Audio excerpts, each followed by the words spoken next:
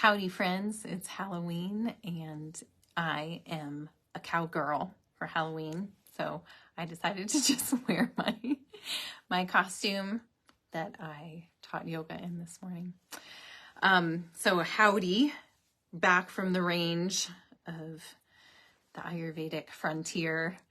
We're gonna explore some Q&A today. So I invited you all for this Tuesday talk to send in questions that you have that you're curious about what answers I might give. So I'm excited. We got quite a few questions. I have them written down here, so you see me looking down.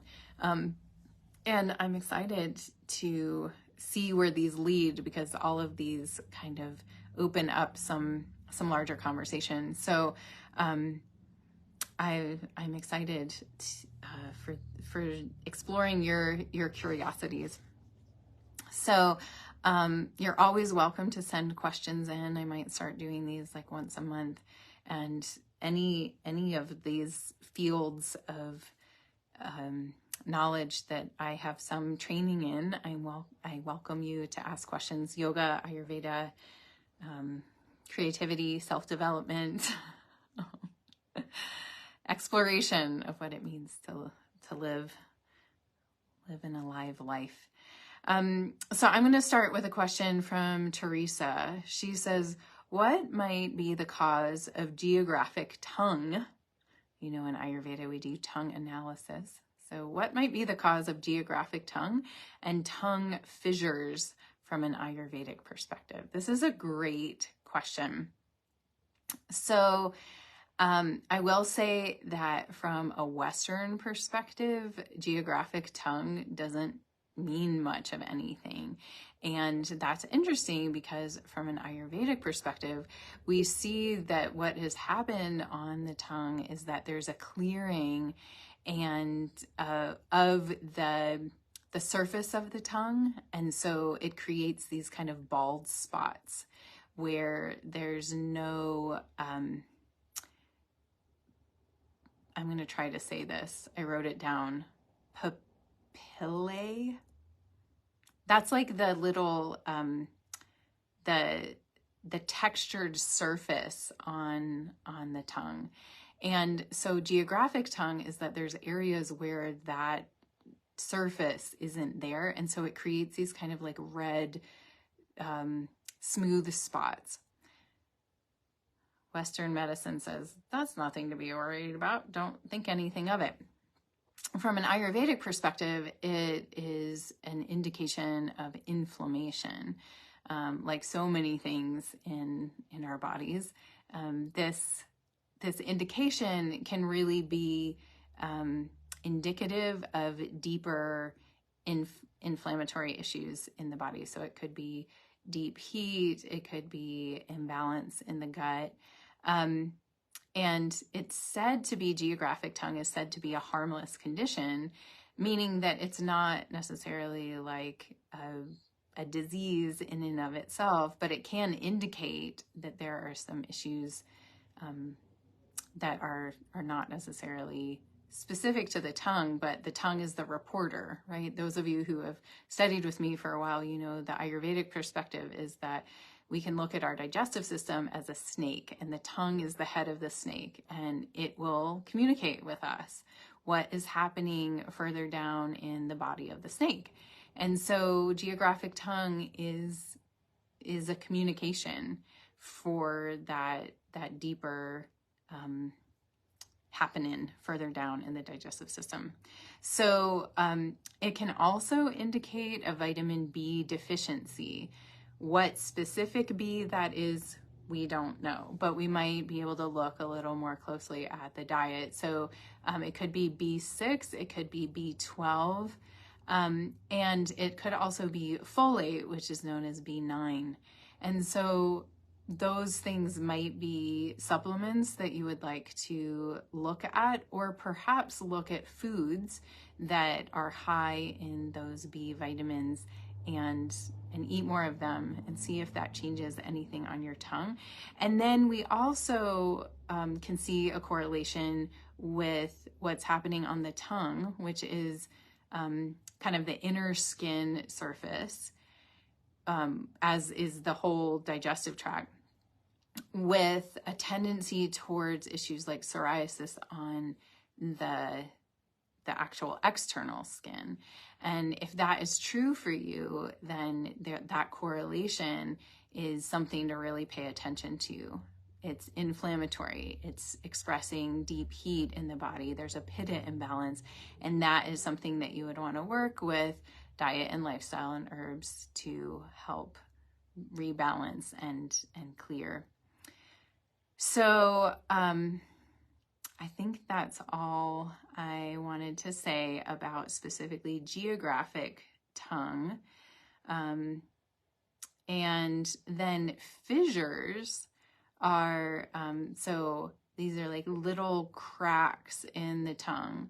That comes from a vata imbalance. So these cracks show up when there's dryness, usually. Think about the earth. Like, when does the earth crack? It's when it's really dry. And so where these fissures show up is important to look at too. We have the tongue represents different areas of the tongue, correlate with different organs and areas of the body. And so if there's a specific area of the tongue where there are fissures, that's something to look at. Or if it's just overall kind of equally distributed all over the tongue, then we'd want to look at just a general vata imbalance. Often this will correlate with some other vata telltale signs. It might be that there's a struggle with constipation. And constipation can look like many different things. It doesn't have to be not going to the bathroom, but it could be incomplete bowel movements. It could be dry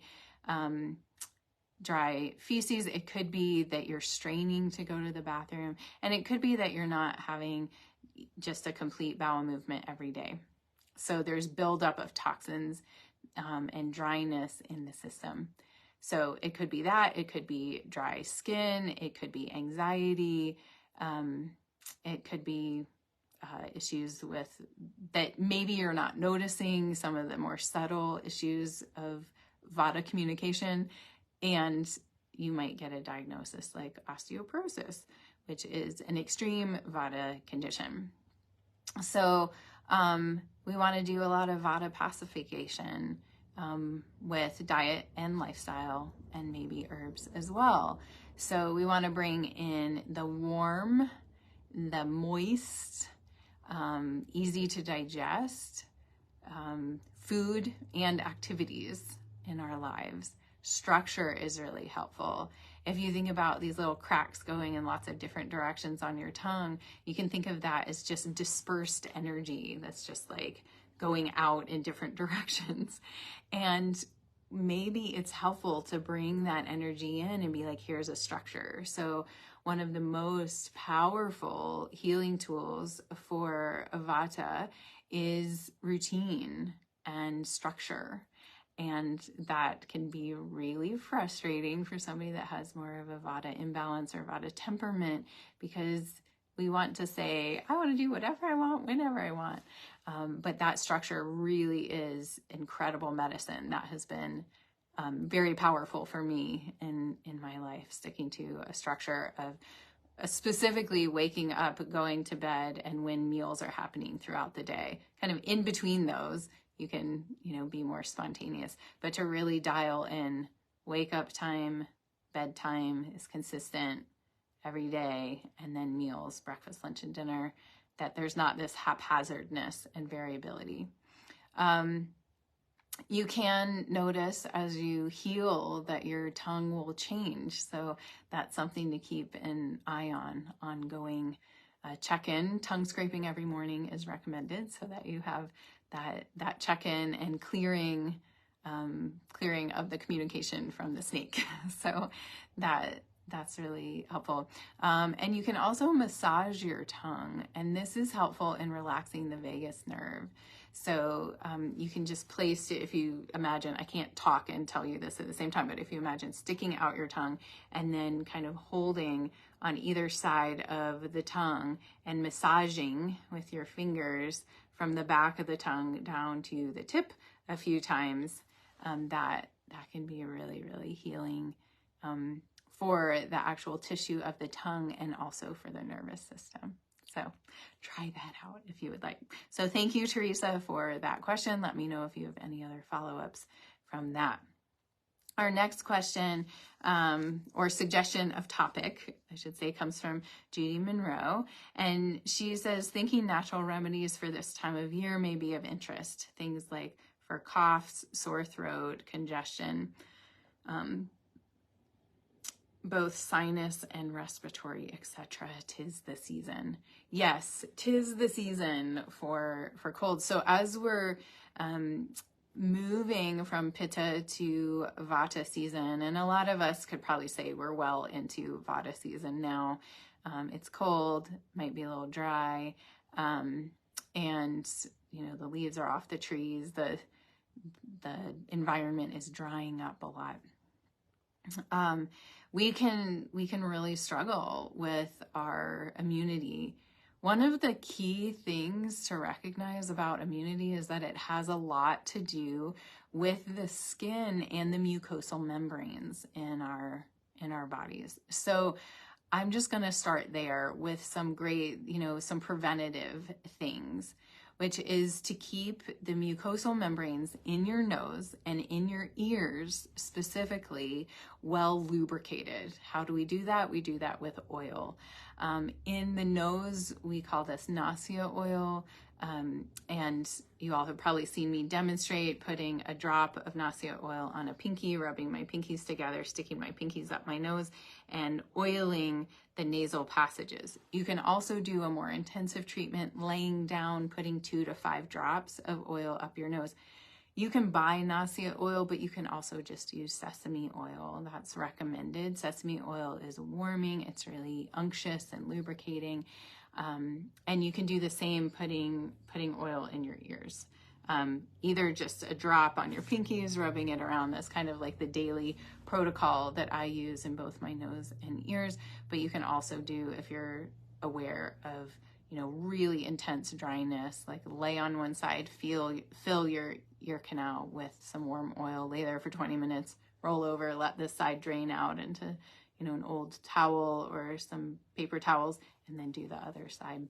So those are really, really key places where when our skin and mucosal membranes get dry, we become very susceptible to viruses, to germs, to bacteria.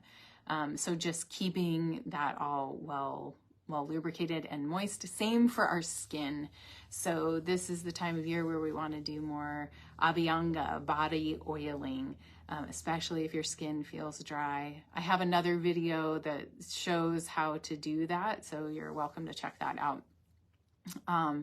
So that's kind of preventative. Additionally, getting enough sleep, staying hydrated, eating well, recognizing that things like refined sugar, alcohol, and caffeine, and to kind of another extent, gluten, dairy,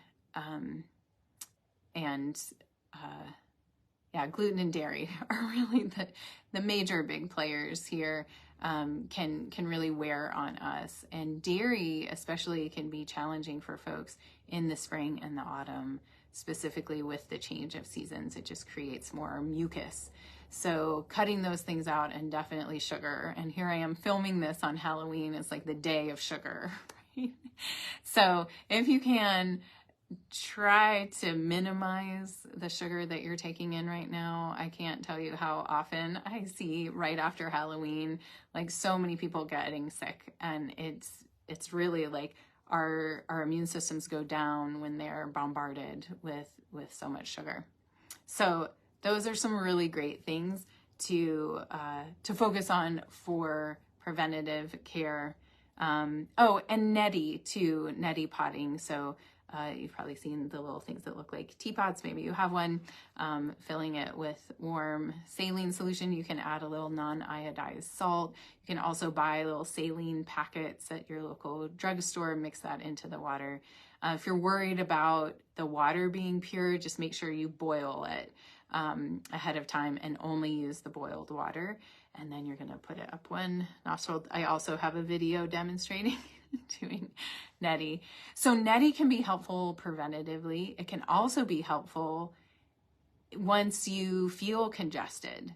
So you can neti pot to move out the congestion that is in your head, setting up shop in your sinuses. This can also be really helpful. A lot of people don't realize that it's helpful to neti pot, even if you're not feeling congested specifically in your nose or like your sinus cavities. But if you notice some post-nasal drip, it can be really helpful to neti pot, and that will clear out whatever is dripping. So don't wait really until you feel like you're struggling with congestion. If you're noticing any kind of symptoms around the respiratory tract, any congestion, post-nasal drip, it's really helpful to do neti pot. And you can do it, morning and evening if you feel like you need that. And so that is really helpful to clear out. Also, if you have allergies, so if you know that you're reacting to ragweed or certain pollens or the, kind of molds and spores that tend to be in the air in the autumn, you can use neti pot. Just rinse out your sinuses. Really helpful. So another support for keeping us healthy, and if we do feel like we're getting sick, is ginger. So ginger tea specifically is really, really helpful. Kind of just like putting that on drip. I'm actually drinking ginger tea right now today. Just feeling like there's kind of like bugs going around. Our daughter's pretty sniffly right now. I'm generally feeling fine, but just to support the immune system. So ginger supports the Agni, the digestive fire. And so it helps keep kind of like that internal fire burning to both help us digest food, but also to burn out toxins that come into the system. So ginger as a tea is really helpful. Adding fresh ginger to your food is really helpful. And this is the time of year when there should be some fresh ginger showing up at your local farmer's market or health food store. It's fresh because it doesn't have that hard kind of thick brown coating on the outside. The skin is soft, it's pink, and it's easy to crush. So you can even put it through like a garlic press. Whereas the ginger that's a little older is too tough to do that with. So, dose up on fresh ginger. And then another great thing to do with fresh ginger is to make a ginger steam. So if you do feel congested in your head, and you just want to like get all that stuff out, ginger steams are really helpful. So I also have a blog on doing ginger steams if you want to check that out. It's basically making a fresh ginger tea. So you'd boil a pot of water with slices of fresh ginger in it, take the water off the stove, put a towel over your head and inhale the steam and let whatever's in your head drain out. And just do it as long as you can stand it.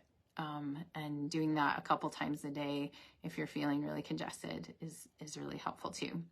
If your throat is sore, I would encourage you to gargle with salt water with turmeric added to it. Now this can get a little messy. Turmeric stains everything yellow.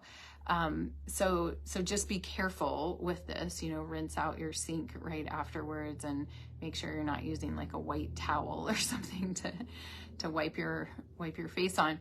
But this is really helpful, especially when there's pain involved in the throat. So gargling with salt water, we probably all know that can be helpful to alleviate soreness in the throat.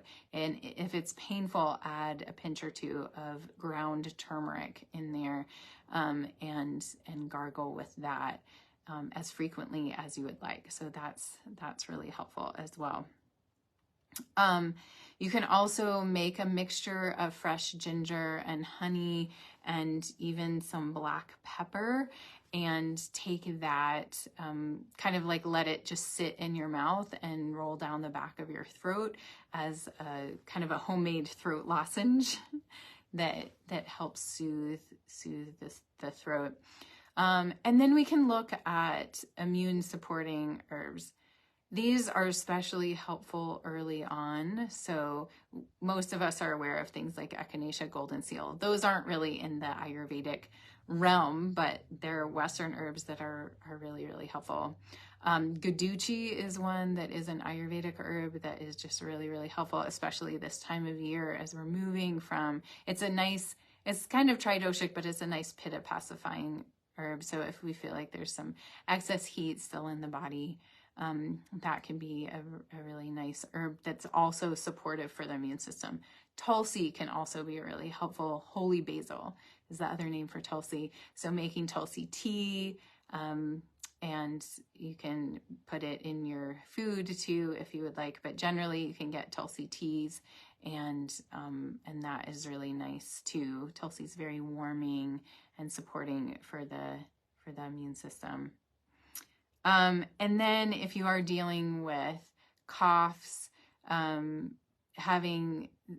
a couple herbal things you can try. One is chitrak and the other is Sitopalati. So if you want to check those out, you can look on the Banyan Botanicals website, and read more about them. But those are really helpful for like ongoing issues that have kind of set up shop in our bodies. So, and elderberry can be really helpful too. My partner David makes a really yummy elderberry elixir that is very helpful for cold and flu season. And wash your hands. Another reminder, wash your hands. All right, so I hope that that's helpful, and you all are welcome to add your own remedies here. That's not an exhaustive list by any stretch, but is helpful from what I tend to use in my practice. Another thing is headaches can occur with seasonal shifts, and I really encourage people to notice, like, are they hydrated? We want to be drinking at least room temperature, if not warm liquids this time of year, no cold anything. And so if headaches set up, we check in, are we hydrated? Are we constipated? Constipation can often cause headaches as well. So this is the season where constipation might be more likely. We want to minimize things that aggravate that, like travel, and irregular schedules. And another thing you can do if you have a headache in the moment is to wrap a scarf or a bandana around your head, kind of like Willie Nelson style, right? Across your forehead and around, and tie it really tight. And that puts pressure on the outside of the head that then allows the inside pressure to release. And that can be really, really helpful. All right, so on to the next question. Kendall asks, what are the best ways to continue to release heat from the summer throughout the fall season? Perhaps the best ways to continue letting it gently release post-detox, like extended easing out. Yeah, so for those of you who did the detox, you know, we were working on releasing excess heat from the summer and rebalancing the Agni, the digestive fire. Some of you that have more pitta in your constitution or have more pitta imbalance will find that, you know, even so, you still have excess heat. So continuing to do pitta pacifying things.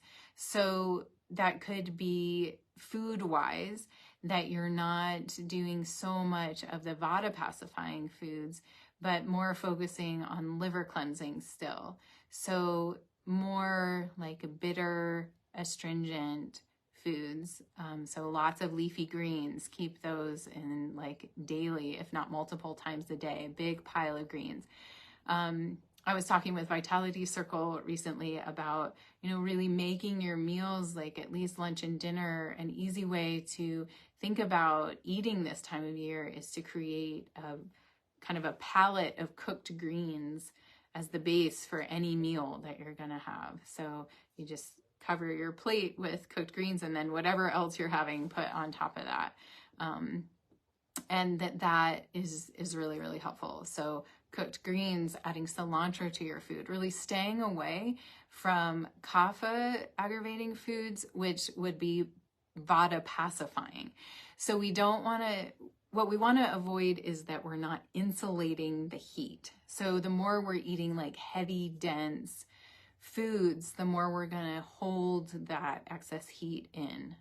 Okay, so foods that are lots of baked goods, grains, dairy, so cheeses, sweets, things like that are going to create more insulation to hold the heat in. And we want to feel like that's not happening, that there's movement, there's extractive energy pulling out the heat from the tissues.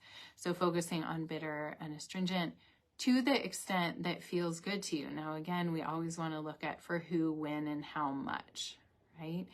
So we don't want to just eat bitter and astringent foods. That might send you into an extreme vata imbalance in vata season. But making sure that you're having some of those in your meals consistently during vata season will help continue to release the heat. You can also look to herbs, and Gaduchi, which I mentioned before, is one that I would recommend for just continued balancing and release of excess heat in the body. Shatavari can also be helpful, and that is also an herb that's helpful for balancing hormones, specifically women.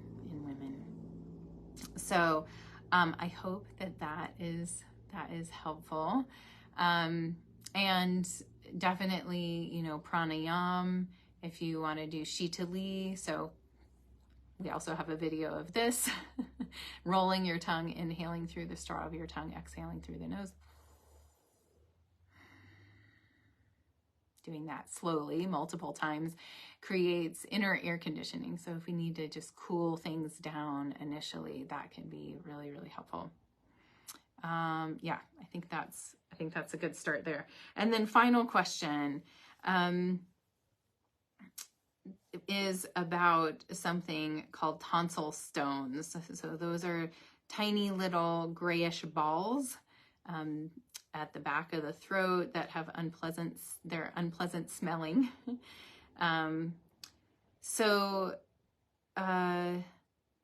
The question was, are they just concentrated ama? If not, what are they? And if so, what does Ayurveda say about them? And so let me share what Ayurveda. So if we look at any sort of accumulation of anything in the body, it's usually owed to a kapha imbalance.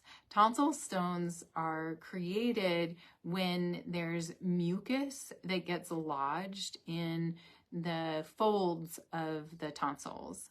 So then that mucus attracts dead cells and other ama, other things that collect back there. So undigested food stuff, things that are hanging out. So dead cells, undigested food, mucus. And you can imagine, why does that end up being stinky? Because all those things, if they're just left sitting there, end up being stinky together. So they get trapped and then hang out there for a while. So we definitely want to think about, in terms of calming, if you are aware of mucus, of perhaps postnasal drips specifically, that we're doing things like neti potting, gargling.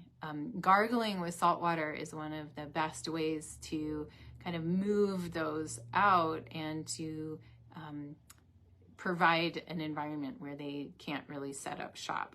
So that's helpful. We also want to look at just kapha pacification in general. So I was just mentioning that before. In terms of food, we don't want to eat a lot of heavy, dense food. And then we also want to make sure that we're moving energy in our body and that we're moving through that area specifically. So with the gargling, with the drinking, hot ginger tea, things like that, that help clear out that area. And then looking at like managing allergies. Does this happen during allergy season?